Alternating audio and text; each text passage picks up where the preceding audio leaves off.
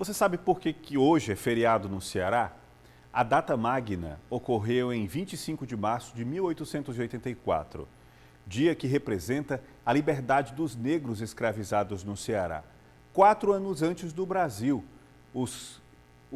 eles ganharam a liberdade aqui no estado. Mas entre os castigos, trabalho exaustivo e o movimento abolicionista, houve muita luta. O Jornal da Cidade começa hoje a mostrar o passo a passo que levou os escravos a conquistar a própria independência na série Histórias de Liberdade.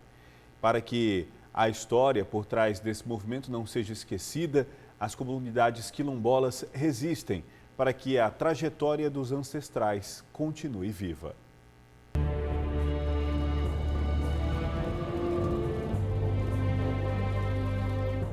Conhecido por ser o primeiro município cearense a libertar os escravos, Redenção conserva cenários que ajudam a recontar o período escravista no Ceará.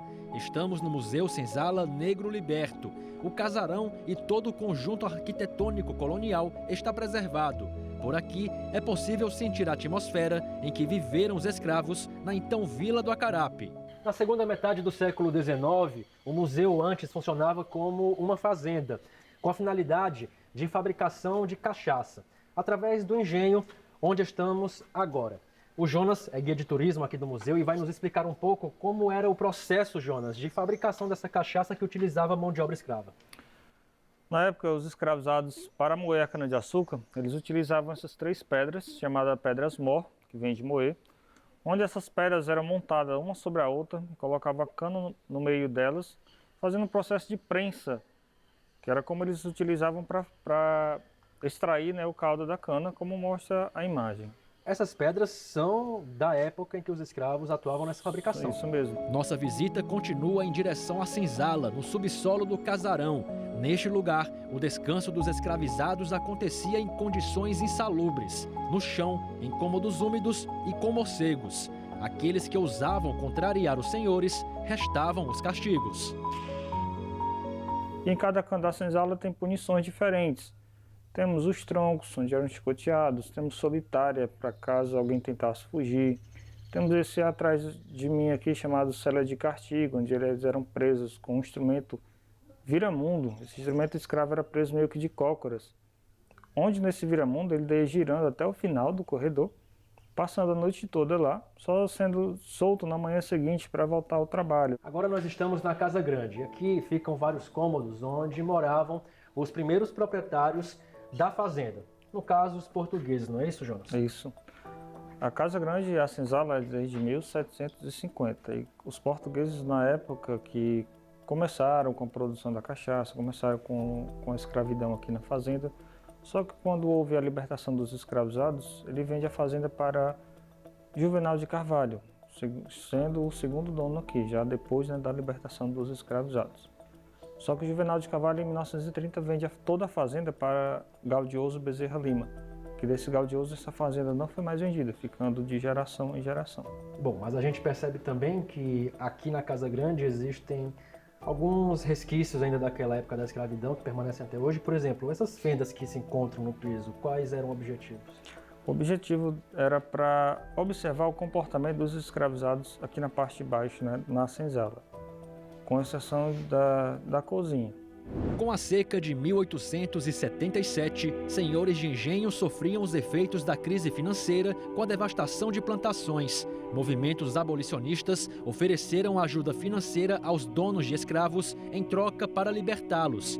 Abolicionista, o imperador Dom Pedro II também contribuiu com o envio de dinheiro. A partir de 1º de janeiro de 1883, ficou estabelecido que não haveria mais nenhum escravo em Vila do Acarape, 5 anos antes da Lei Áurea, assinada por Princesa Isabel em 13 de maio de 1888.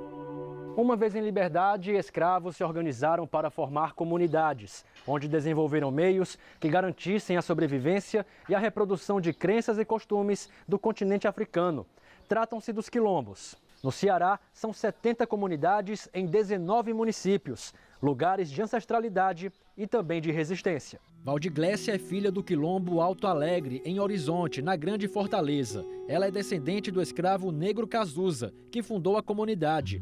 A ativista fala com orgulho do antepassado. Ele é um escravo que fugiu ali, vinha de um navio negreiro que embargou ali na Barra do Ceará e se refugiou para essa comunidade, e aonde ele veio e construiu famílias. Hoje nós temos os nossos direitos porque ele iniciou essa luta. O Centro Cultural Negro Cazuza faz um convite para conhecer mais sobre a formação do quilombo, como a reprodução desta casa de taipa, tipo de residência onde viviam os moradores ancestrais. Pinturas em tela e quadros bordados feitos pela comunidade também contam a história do lugar e da luta dos escravos pela liberdade. A formação de moradores pela consciência da garantia de direitos e combate às desigualdades é atividade permanente e desde cedo. O projeto se chama Saberes Quilombola com Cazuzinha. Cazuzinha é um personagem que foi criado a partir do nosso ancestral Cazuza e traz a história da comunidade de uma maneira que as crianças possam entender, que as crianças venham interagir.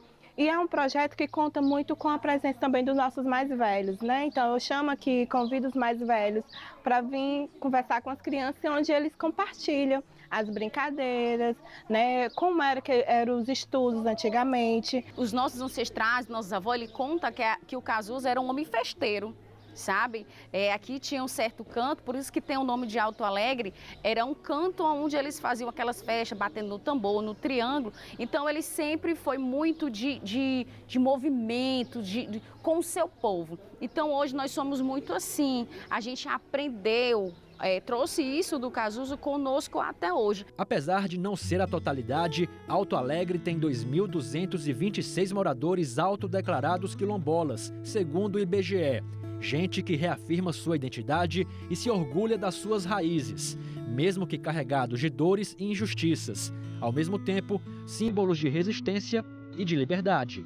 Eu acho que é extremamente importante a gente sempre estar buscando diálogos, né, nessas datas para que nós possamos refletir o que mudou. E o que precisa ser mudado? Se realmente, de fato, está tendo, né, essa abolição que foi aí há tantos anos, realmente, de fato, aconteceu. O que é que a população negra identifica? O que é que a população negra hoje precisa estar falando, né, das suas conquistas, mas também das suas lutas, que a maioria das vezes são as mesmas coisas na qual a gente sempre estamos buscando, pelo direito ao acesso à educação, pelo direito ao acesso a lugares de poder, né, a lugares de poder que eu falo na questão do sistema mesmo, na qual a gente possa estar ocupando as câmaras dos vereadores, a qual a gente possa estar ocupando as coordenações e estar trazendo essa população, está trazendo essas narrativas, essas lutas na qual a gente sempre vem buscando, está trazendo ações que, de fato, possibilite que a gente possa avançar ainda mais. Geralmente, para muitos, só vai ter essa lembrança no dia 25 de março, mas essa lembrança ela está viva todos os dias entre nós. Eles foram acorrentados, eles foram mortos, e isso dói porque nós sabemos que são vidas. Eu me emociono não é porque é só minha ancestralidade, mas é porque é algo muito maldoso, né? Algo muito maldoso e que marca.